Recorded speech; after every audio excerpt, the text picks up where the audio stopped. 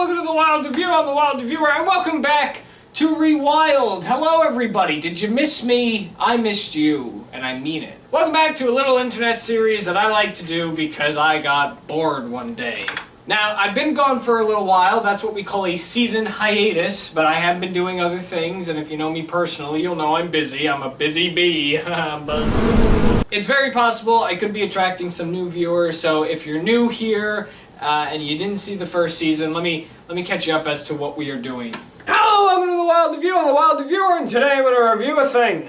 Have you ever given a review on something and years later you wonder if what you said still holds up? Well, I have! Hi there, I'm The Wild Reviewer, or at least I was told that's who I am, and this is Rewild, a sequel series to an old review show I used to do called The Wild Review. It ran for 6 seasons from 2015 to 2018, and some of the things that I've talked about, I have different opinions on. Or maybe I don't. That's the whole point of this series. If you are watching this, then that means you are joining me on an adventure as we are going to take a journey into my past to see if what I said in a previous Wild Review episode still holds up. We're gonna make comments about how young I used to look and stupid I used to sound sometimes. It kinda depends on what I was talking about. So, unless you have somewhere else important you need to be, which I highly doubt, seems like you're gonna be taking a journey with me into the past. This is the Wild Review Rewild. Wild like wild. I thought the name was cool. So that's the whole idea with this series. I did do a previous season last year. You can check that out. There's a playlist to all those episodes. There's 12 of them, and I'm doing the exact same thing this season, except I'm changing something up a little bit. Last season, I made the cutoff season 3 of the Wild Review, except I think maybe there was one episode where I watched a season 5 episode, but it was a specific reason why I did that. This season, I'm making the cutoff season 5, because anything from season 4 on was still relatively too new to me, and since a year has gone by, I figure, why not? Let's jump it a little. Let's make that hurdle. Let's look at some old stuff. That's all we're doing here. We're just sitting here watching my old content to see if what I said still holds up, and we have to do it in a very calm manner, but a very fast manner, because the world depends on these reviews. We have very limited time before the world explodes. There is an explosive device at the core of the earth, and if I don't do these review videos, rewatching my old reviews, then the whole entire planet will explode. With that all said, let's talk about Game Shakers today. Do you remember Game Shakers? Do you remember that Nickelodeon show? It was a TV show aimed for children on Nickelodeon. It was essentially iCarly if the main focus was making video games rather than a web series. That's it. That's what Game Shakers was. It was actually a pretty cool premise. It just focused on a group of these kids who made their own video games. It's not that horrible of a premise when you think about it. And then somewhere in the middle there, Kel Mitchell is a rapper. I believe I saw the first 2, maybe even 3 episodes of Game Shakers, because the first episode was a 2-parter, so I don't know if that counts as 1 or 2 episodes, but I saw the first 2 or 3 episodes, and then I saw the iCarly episode, and then I stopped watching because I couldn't care. I didn't want to watch it anymore. I didn't like Game Shakers, and I still don't like it. I kind of have an idea what I may be saying in this video because the way that I thought about Game Shakers back then, I still kind of think now. Maybe some things are different. The main problem with Game Shakers, I think, was it was one of the later shows to come out of Schneider's Bakery, which is Dan Schneider's company, or was Dan Schneider's company. We are going to talk about Dan Schneider today also. That's just a little warning. We kind of have to talk about him, especially since I think last time I mentioned him on Rewild, it was a comment that definitely does not live up to today's standards. Henry Danger, it's pretty good. It's by Dan Schneider. He does pretty funny work. Ricky. As for that comment, Dan Schneider is a conversation for another day. So we kind of have to do that. Dan Schneider for a while was king when it came to Nickelodeon sitcoms. and his catalog of shows and the things he's worked on, it is very impressive. I think it kind of fell into the same treatment that the Fairly Odd Parents did, where they like found a shtick that works for them, so they just keep doing the same shtick over and over again. The shows were fun for kids, fun for those tweens, the teenagers. Tweens and teens are the same thing, I think. And they're cool shows for that demographic, but they are a little strange, and the strange is where the comedy is formed. Well, I think they enhanced that strangeness to just kind of put random bits in their shows that just don't make any sense at all. Oh, with that said, though, why don't we actually watch the video? Let's take a look at what I said about Game Shakers, and also let's have a little discussion on Dan Schneider, because I know for a fact I did talk about him in this video also. Everybody strap in, put your seatbelts on, kids. We're going back in time. This is the Rewild on Game Shakers. Hello, welcome to the Wild Review. I'm the Wild. What the hell is going on out there?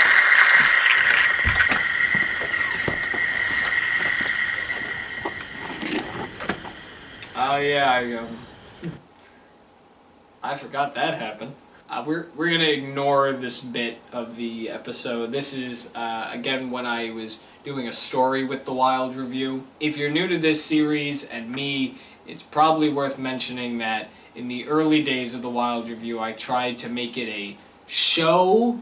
Are air quotes needed for that? I tried to make the Wild Review essentially like a nostalgia critic show where I'm playing a character and I have these scenarios go on.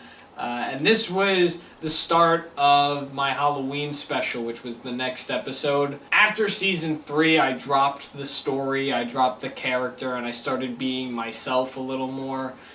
That's one of the reasons also why I did start doing Rewild, because I was playing a character and I may have exaggerated something. So this is also a way for me to kind of let my own opinions out without playing a character. That's just a little importance.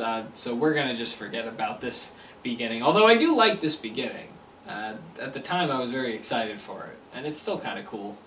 So let's talk about something that has been bugging me for a while that I think is now an appropriate time to talk about it. It's been on TV for, I want to say, I guess a month by now, and I guess now is a good time, because it's been on the air for a while, to finally give my opinion on it. I'm simply talking about the new Dan Schneider show and new Nickelodeon show, Game Shakers. Don't even cut. Don't cut to the intro. Okay. For those who don't know who Dan Schneider is, he's basically the guy that created Game Shakers, obviously. But he also created a whole bunch of cool other Nickelodeon classic shows such as Drake and Josh, iCarly, Victorious, Zoe 101, Sam and Cat, Henry Danger. Sam and Cat is not a classic. That show sucks too. I should also probably mention this. This is being filmed about a week after Jeanette McCurdy just released her book. I have not read it, so I'm not going to make any comments on the content of the book. And I guess, honestly, I shouldn't make any comments at all because, well, I haven't read the book. I don't have the book. But I will say, from what I have heard about it, it does sound really interesting because she goes into detail about what it was like to be on iCarly, and I remember reading a little snippet online about the stuff she said about Ariana Grande. I think it would definitely be an interesting read. Maybe I'll look into getting the book. Come in. But that said, Sam and Cat was not a classic. I'm sorry, but it's not. Anytime somebody says it was a great show, I look them in the face and I say, no, it's not. It is not a good show. It sucks. I didn't find it funny. The first episode was cute, but I didn't find it humorous. Dan Schneider is known for being somewhat of a Nickelodeon icon, seeing that he's had so many successful shows, or at least he's an icon, all right. I don't really know much about Zoe 101, to be honest. I never really watched it as a kid, but I hear it was good. I found it a bit too drama-y, and so I didn't watch it. I never watched Zoe 101 because I didn't think it was an interesting show to watch. I never thought, hey, let me check this show out. I thought it would be a bit too drama-ish for me. I think it was a little mature for me at the time. I was watching Drake and Josh, which I know is probably the same demographic, but it definitely was a little different, I think only because there wasn't a laugh track. Zoe 101 was shot a little differently, whereas Drake and Josh was shot on a sound stage. They actually shot on location for Zoe 101, so in my mind that triggered this alarm that I shouldn't watch this because I don't think I'm going to find it interesting. It's an adult teenager show, and I shouldn't be watching that. I should continue watching my Dora the Explorers instead. I've never seen Zoe 101 to this day, just putting that out there. I still have not seen it. I don't have Paramount Plus anymore. I had it for a little bit. Don't have it anymore. Should I watch it? Should I watch Zoe 101? Is it that interesting? I think I'm old enough to watch it now. Dan Schneider shows, if you know Dan Schneider, it's the same typical comedy. It's absolutely weird. Humor is weird. That's not the only thing that's weird. This is the main theme of, like, iCarly, and especially in Game Shakers. They added it a little more in Game Shakers. It was kind of the same issue in iCarly. Henry Danger really doesn't fall into this. Victorious doesn't. What pisses me off about this show is that, especially with Dan Snyder shows, is no matter what, the main characters are going to win. Which is annoying, because you need to mix it up a little. You have to have the main characters lose. This is another problem when it comes to Dan Schneider shows. Everybody just has to come out on top. When I think of Drake and Josh, I don't think of them as winners. I mean, characters can be winners. But Drake and Josh always dealt with consequences that came with their actions that had happened in an episode. And it worked. You can't have your characters win all the time. Once iCarly came into the picture, I felt like that they were winning too much. Like, there were episodes where, you know, the characters didn't come out as victorious in the end. Not the show, but just victorious in general. But I think of stuff like the Japan movie, where they end up winning the award for comedy, I think it was. They weren't even that funny. They were just locked in a room trying to communicate with people who were speaking Japanese. It wasn't that funny. I think if I was in that audience, I would look and say, huh, those girls look like they need help. But the later episodes, like iCarly, is they always have to come out as the winners. Nobody can have consequences in this world anymore. And if there's a problem, Sam beats them up with her butter sock, or sock butter. What is it called? The butter sock, yeah. Victorious is exactly the same. They can get away with murder and still come out victorious in this. Didn't mean for that to be a pun. No joke, I think there was actually an episode where a house was set on fire and it was caused by Tori and Kat, and they were just like, they're never gonna know it's us. They don't have to come out as the winners all the time. Your characters can lose. That is another problem with Game Shakers. These characters always have to win. They make a game, oh, it's the best thing ever. Like, they're just living on top of the world right now. It doesn't have to, it's not relatable to kids anymore. You can do your fun little video game making show all you want, but if you want it to be a little relatable to today's kids, maybe actually have them experience similar things that we kids, well, not me, I'm not a kid anymore, but you know, that today kids are focusing on. I understand it's a show meant for entertainment, but still, your characters win way too much. They gotta stop. It's not always going to be happily ever after like a normal Disney film, which I'm waiting for a Disney film to end not happily ever after. It's the same thing with these kind of shows. You got about 3 more years, buddy, until you finally see that happen. Wait till you get introduced to Marvel, especially in 2018. Yeah, bad show. I don't like it. I don't find it very funny. What also pisses me off is the laugh track and the clapping track. Television has just died.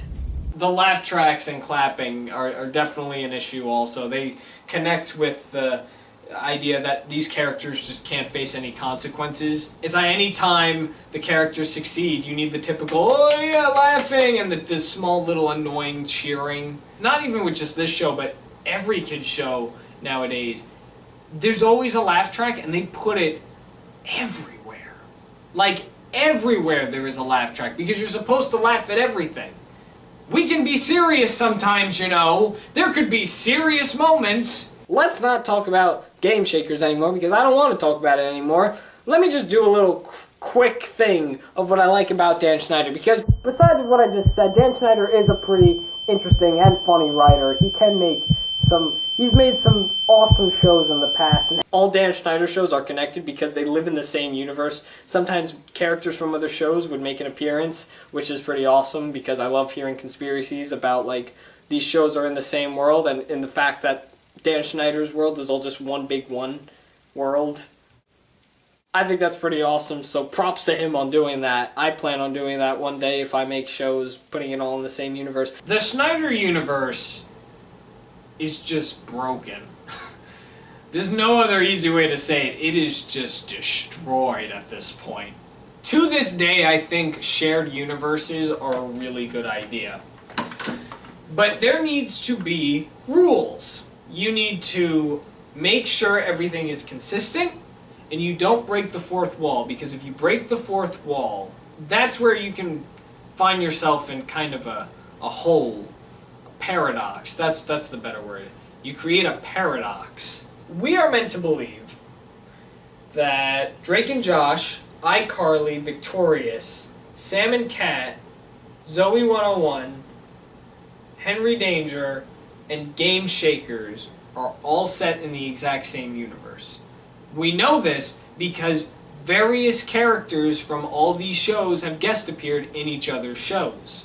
I'm pretty sure there are some other connections, but the main connection also is the Paraphone. In their universe, they don't have the Apple Store, they have the Paraphone. And this universe also expands into other various Nickelodeon shows. We have Henry Danger crossing over with the Night show that was on for a little while, the Night Squad, that's what it was called. It also had a crossover with the Thundermans, who also crossed over with the Haunted Hathaways. Was Big Time Rush in that?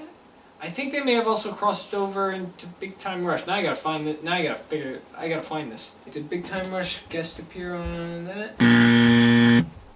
So we had that, and now with the spin-off of Henry Danger, Danger Force, that crossed over with that girl Lele and Young Dylan and the new series Warped and what's the other show?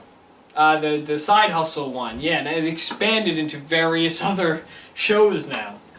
In terms of the Schneiderverse, there's a big hole in it, and it spawns from Game Shakers. Actually, it may have spawned from various other shows, but like Drake and Josh is a TV series within the universe, and there's a theory online saying that Drake and Josh may be a reality show in that universe, which, if that's the case, then that would make a lot of sense, because in iCarly they'll be watching Drake and Josh various times, and in Victorious, Drake and Josh is even referred to in one of the episodes. I don't remember which one, but I remember one of the characters was like, oh, that happened on a TV show called Drake and Josh. But what's really weird is Helen from Drake and Josh became a character on Victorious, so they should have known that she was in Drake and Josh. But then even more head-scratching, what relates to Game Shakers is they did the iCarly episode. It was the 10th anniversary of iCarly, so the characters watched iCarly and wanted to figure out if Sam and Freddie got together, or if Freddie and Carly got together, like who was Freddie really in love with, and it was a TV show within the TV show, so the characters they broke into Nathan Kress's apartment, no, it was his hotel, they broke into his hotel, and they were breaking the fourth wall, because iCarly was a TV show in this universe, which technically means that Victorious was also a TV show, which means Sam and Cat was a TV show, which means Henry Danger was a TV show, but Henry Danger exists in the same universe as Game Shakers, but Game Shakers is happening now, which means it's just a continuous inception that these shows are just actual TV shows, but they're happening in real life. Needless to say, the Schneider universe is very messy, and somebody should really clean it up. But I don't think anybody's going to be cleaning that mess up anytime soon. I mean, some people are trying to clean it up, and that cleanup is called new management, but I think we're going to let that mess just kind of sit and rot away as we kind of forget about it. Don't you think that's a good idea? Let's just forget about it. That's really all I can think of Dan Schneider. He just has an interesting world, and though Game Shakers might not be his best work, I personally think that, like, you know, everything else he's created is genius. I wasn't that big of a fan of Sam and Cat, honestly. And I haven't seen Zoe 101, like I've said, but I personally think Dan Schneider is a good writer. He has created some really great shows. Game Shakers is not one of them. And now, let's talk about Dan Schneider. If you were growing up and you felt something was a little off about Dan Schneider, you're not wrong. When I was little, obviously, I did not think there was anything wrong with Dan Schneider. I didn't think there was anything weird about Dan Schneider. Only up until around the time he left Nickelodeon. Yeah, the shows were a little weird. I mean, aside from the really bad humor and just everything that's gone on story-wise within the show, why was there so much feet stuff? Like, it was never really brought to my attention until I started getting older when I realized, hey, there's a lot of feet stuff going on in here. There's a guy on YouTube, you should all definitely check him out. After watching this, well, I don't know if you would be able to watch this because it is very lengthy, but there's a YouTuber that I watch named Quentin Reviews, and he has this video series, beautifully done, videos analyzing all things iCarly and all things Victorious. I sat through every minute of these videos. There's 2 each, so right now there's 4. Technically 5 because he also analyzes the Fred series on YouTube. So technically there's 5. They are very lengthy. Like the last part of the Victorious one is 8 hours. I broke it up into about a week, I think. But he goes into beautiful detail of everything that happens in iCarly and Victorious and points out all these things. And definitely in the Victorious one, it's brought out where there's definitely something weird going on when it comes to feet. There seems to be way too much feet content in these kids shows, and it's very disturbing. I mentally can't watch Victorious the same anymore, and I'm not even going to use the typical, oh, my childhood's ruined, because honestly, Victorious was just a show. I wasn't that super into it. It was something I watched. It doesn't really affect me, especially since around the time it was ending, I did start to notice that things seem a little off. The biggest stuff that is a real concern and very disturbing to think about is the content that went up on the slap.com, which was the in-universe website that actually was a real website for us to go on when Victorious was around. I don't know if it's up to this day. I don't believe it is because Victorious isn't on TV anymore, but I managed to see all the videos on the slap because they are in the Quentin review video of Victorious, the second part specifically, and they are both cringy and disturbing. A lot of Ariana Grande content that can be questionable. I feel weird talking about this because they were teenagers at the time. It's just so weird. It's not right. Dan Schneider needs to go away. He's away. Dan Schneider's away. We don't have to deal with him anymore. They have brought back iCarly, and they're working on Danger Force. Figure I'd just get that out there now. There haven't been any other reboots in talk. There is a Henry Danger movie in play, but they are all under new management, like I hinted. Dan Schneider has nothing to do with these 2 new shows. I hear the iCarly one is actually really good. I may have already said this, but what makes me very interested to see this iCarly reboot is that they did age up the characters to make them adult. There's like swearing and adult situations, and we see the characters not as teenagers. I just think that's really interesting. The characters actually grew up, something that never happens in children's television. So I'd be really interested to see that if I ever get the chance one day. It seems like my opinions haven't changed that much when it comes to these. Drake and Josh, obviously a classic. Still have not seen Zoe 101. iCarly's a classic, but the episodes towards the end of the series are iffy for me. Victorious is fine, but that's iffy. Henry Danger, I did genuinely like Henry Danger. I liked the way Henry Danger was. I've probably said this before, but I liked the chemistry between Jace Norman and Cooper Barnes. They just work really well together, and they seemed like they were both having a lot of fun. So I didn't really have a problem with Henry Danger. I did lose touch with it after a while. Sam and Cat, I hate. I don't like Sam and Cat, and I don't like Game Shakers. And The Adventures of Kid Danger, I did talk about that one. That's not on this list for this season of the Wild Review Rewild, but I may talk about that at a later date if I decide to continue doing Rewild, but that show also was horrible.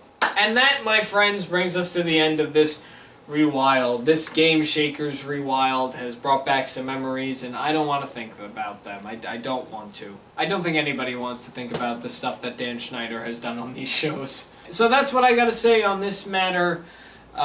Court is adjourned. Thank you so much for watching this episode of Rewild. What did you think about what I had to say here? Do you agree or disagree with anything that I said in this video? Is that how I end these Rewilds? I don't think I do. Well, either way, I'll leave it up to you. What do you think about all this stuff? Have your opinions changed on these Nickelodeon TV shows like they have with me and basically everybody else who looks at them now? Let me know your thoughts, and also let me know what else you would like me to see talk about on Rewild. Again, this season I already have my list of things that I'm going to talk about. I have the next 11 ideas ready to be filmed. I could film them right now, but I'm not going to. Leave me some suggestions for any episodes of the Wild Review you think should be rewatched and I should give my thoughts on now. I may just look at them and I may put them on the list for a future Rewild that is not already on this list. For that, I will see you next week. This is a weekly series, of course, so I will see you next week for another Rewild. Thanks again for watching The Wild Review. I'm The Wild Reviewer, and you just saw me review a thing. Wild like wild. Wait a minute. I'm not even holding on to the bar. Before I officially end this episode of The Wild Review, I should probably just say a few things that I should have mentioned that are kind of important. I'm not holding on to anything. Let me get a little closer here. A few things I forgot to mention. Number one, I am wearing the same shirt that I was wearing in the original review, and that's something that I try to do on Rewild. I try to match the same look that I had, which is why I'll be wearing the same shirt if I still have it in the same video. Yes, I still have this shirt. And also, if you would like to check out the original review that you just watched me watch, it'll be in the description below. Also, the playlist to Season 1 of Rewild will also be in the description if it is still down there. That's all I gotta say. I knew I was forgetting something, but I'm done now. Thank you for watching. Here's to a good season, and hopefully I do not get malware on my computer this season. That actually happened last season, and it kinda sucked. Bye-bye! Wee!